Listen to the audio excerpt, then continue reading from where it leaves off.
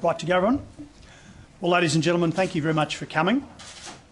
What I'm going to do is give an overview of the situation in central and southeast Queensland. I'll then ask the BOM to provide an update and fill in any sort of gaps in what I say, and then we're more than happy, of course, to take questions. Ladies and gentlemen, we now have a very significant rain event for central and southeast Queensland.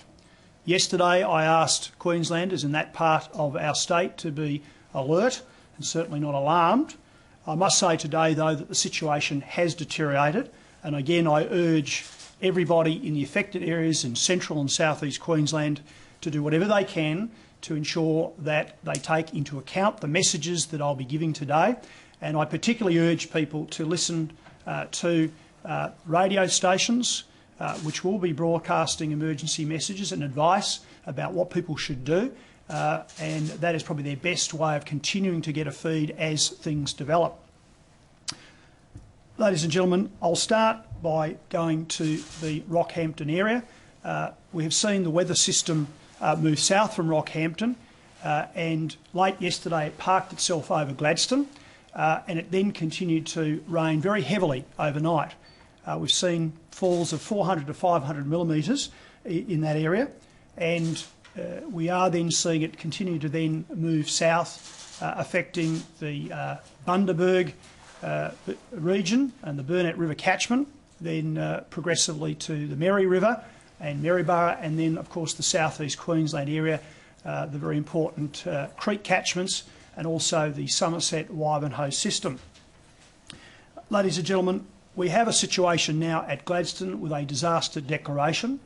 The issue there is that we have had significant inflows to Awonga Dam, and that dam has at least 5.5 metres going across the spillway. Immediately downstream there are 400 to 500 properties that could be impacted, and there has been an evacuation taking place downstream. Of great concern though right now is there is another dam, a saddle dam, which blocks off a particular gully which leads back down towards the Boyne Island region, as I understand it, which has another 500 homes there. Now the concern is this: if it continues to rain, we are concerned, and I stress it's a concern only at this stage, that we could see water overtopping that saddle dam, which could ultimately lead to significant amounts of water coming down that creek. So that is something the QPS are particularly taking very seriously right now, and I urge people who are contacted by the QPS downstream of the saddle dam to absolutely immediately heed any warnings or directions from the Queensland Police Service. If I now move further south, before I do that I need to talk about the Callide Valley. Overnight we had issues with the Callide Dam and discharge of floodwaters into Callide Creek, and that has created a flooding situation for two small communities, Jambin and Gavidgin, and there have been evacuations there, and we will see the waters progressively going down that creek system. But at the moment, as I understand it, the situation is well under control.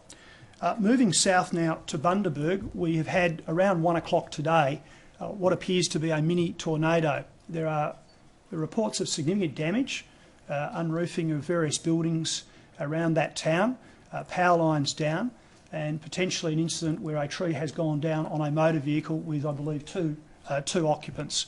The Police Commissioner probably can provide more detail in a moment. We have just declared a disaster in that area as well, and the Police Minister has spoken recently, just in the last few minutes, to Mal Foreman, the Bundaberg Mayor.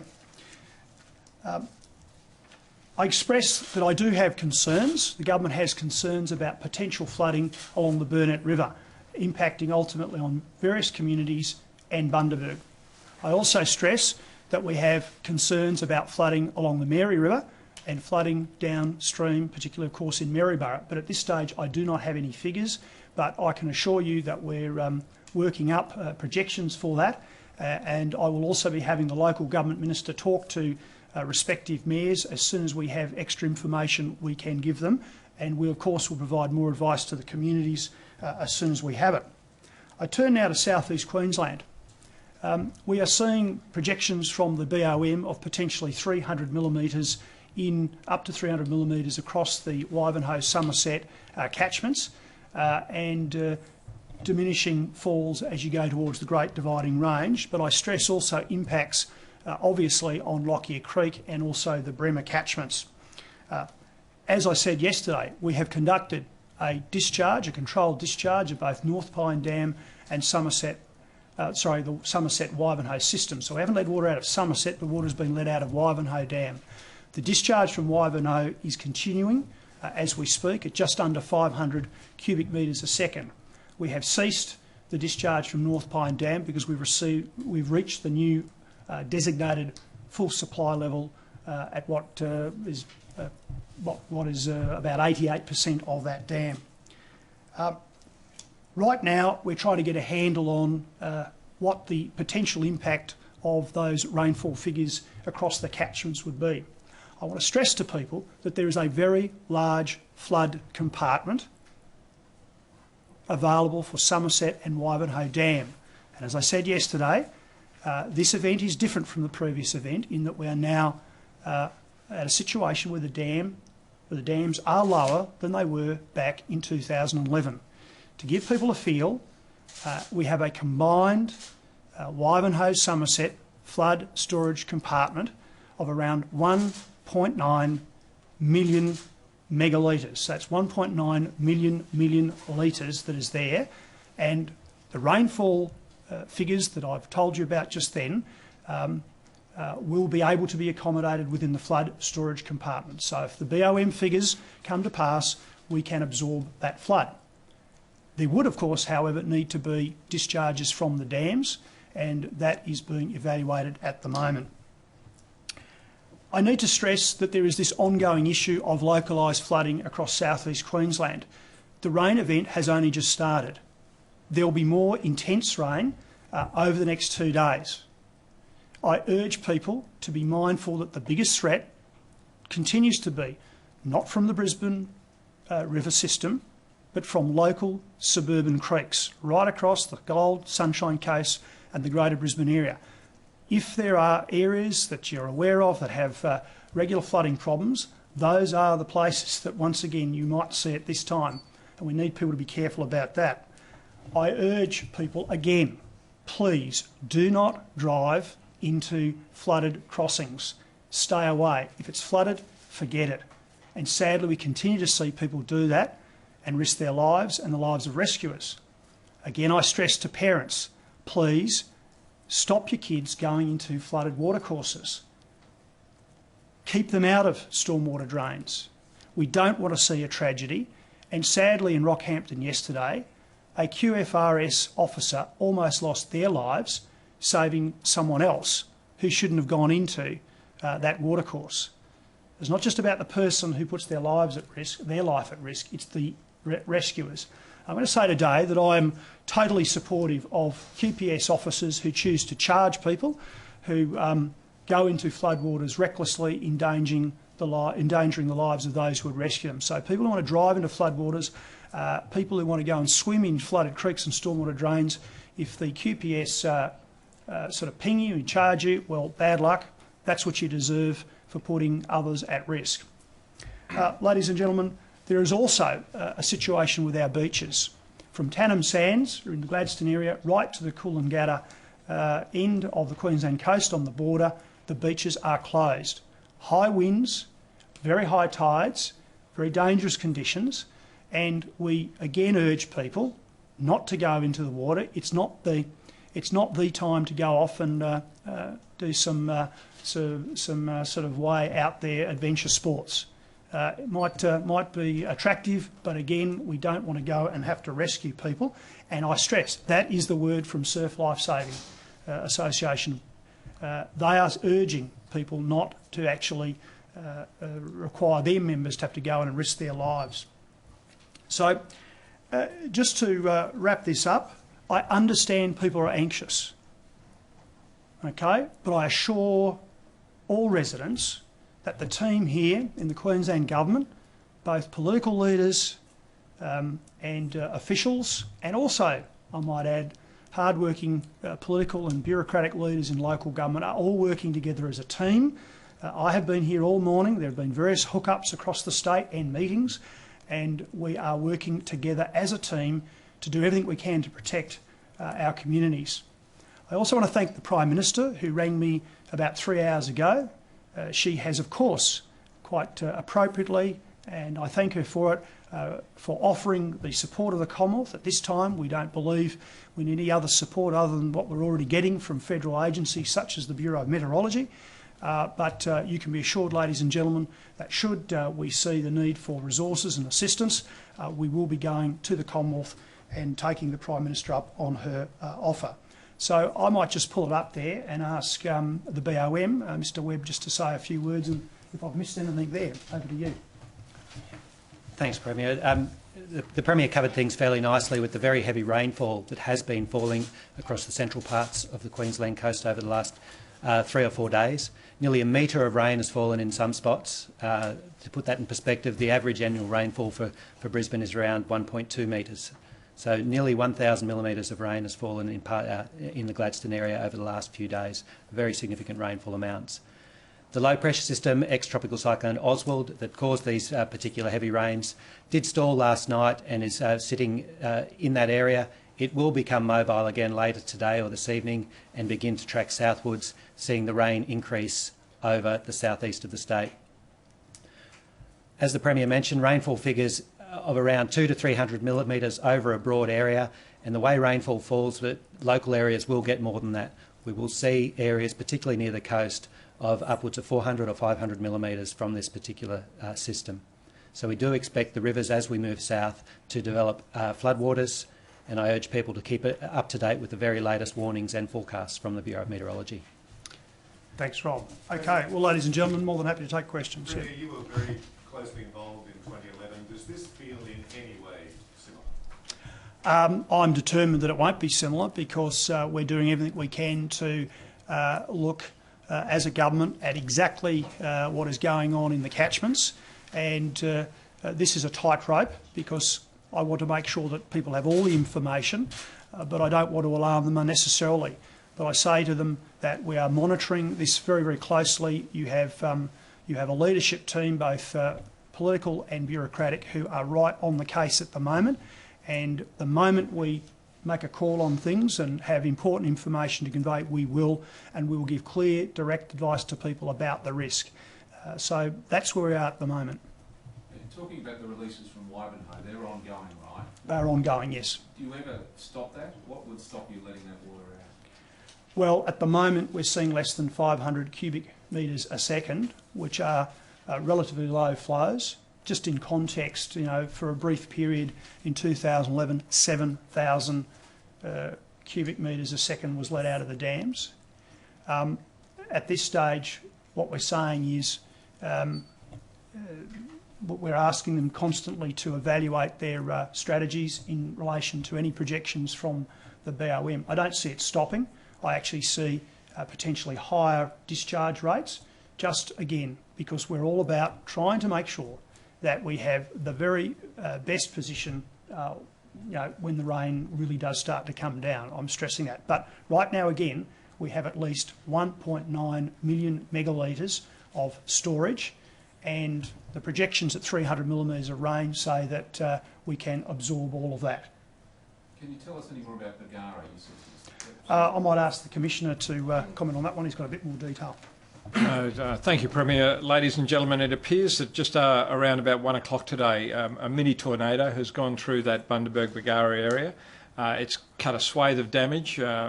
Housing, shopping centres, bowling club have all been damaged. We know at least one car was crushed by a tree, and there have been injuries, and we're waiting an update on the injuries to the people. We know that there was a male and female in that car, but that's the latest we have. Do we know when the Burnett, Mary and Boyne rivers are going to peak? Don't have that information right now, but that's something that has come out of the meetings we've had in the last hour and a half. That is one of the things that I've asked for further information. So the BOM and the staff here at Emergency Services, and also I expect relevant councils will be working together so that we can give people the information they need. Again, I stress, there is a difficulty here because we are dealing with a projection of rainfall. So we're talking about rain, for example, in the Ivanhoe catchment. Hasn't happened yet. But my credo, the way I focus on these things, is let us plan for, a bad or worst case sort of scenario, and then we're not going to be unpleasantly surprised. Now, in planning for that, I need to make sure that I tell people, the real issue and the things they have to do at the right time. So at the moment, it's all about projections. I stress that, it's all about projections. But I want people to know that we are working to make sure that if we get that rain, that we are going to be able to manage the dams and deal with that. And the same goes for whatever we say about Maryborough and Bundaberg. I think people need to psychologically, in those catchments, Maryborough and Bundaberg, prepare for flooding.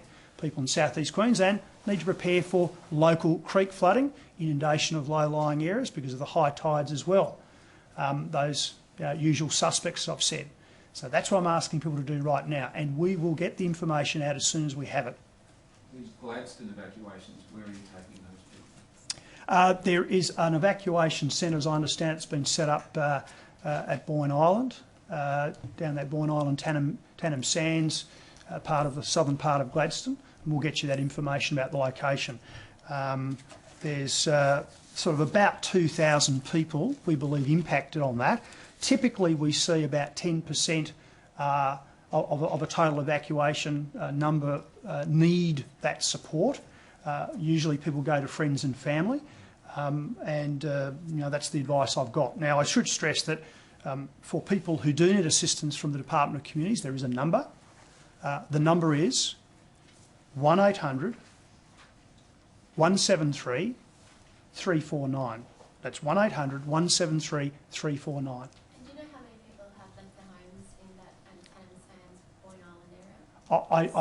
I hesitate to give you that because I'm not going to give out inaccurate information. My understanding is that the whole area has been door knocked. At this stage, in that area where we're asking people to leave. What is concerning me, I want to stress this, is this other flow path, this other creek which has this saddle dam on it. That's something the QPS are working on right now, and it's their call at the end of the day. They have the statutory responsibilities here, but that if it's going the way it is looking at the moment, will be a mandatory evacuation. I can't stress enough, if people downstream of this saddle dam as opposed to the main dam get a knock on the door and they're told to get out, please, it's being done for very good reasons. And has there been any evacuations in Bundaberg? There have been no evacuations I'm aware of. We are simply highlighting at the moment that as this system moves south, we'll see hundreds of millimetres of rain potentially. That's the projection. I stress again, that's the projection in that Burnett River catchment. We don't know how far inland it will extend, and that has a big bearing on what actually happens downstream at Bundaberg. But we're just warning people as we get this information, as we get these projections about where these things could go. And again, I say, if people just continue to listen to the radio, if they watch the TV, tune into the websites and things like that, as things happen, we'll let them know. And really it's about the rain, where the rain depression goes. In terms of mitigating against the effects in the southeast of this water event, did you draw upon any lessons learned in the lead up to 2011, and if so, what were they? Well, the big lesson for me is to, I suppose, try and look at the situation at the dams and make sure that those people running the dams know that the government has got certain priorities. And right now, for example, water supply is not an issue for us.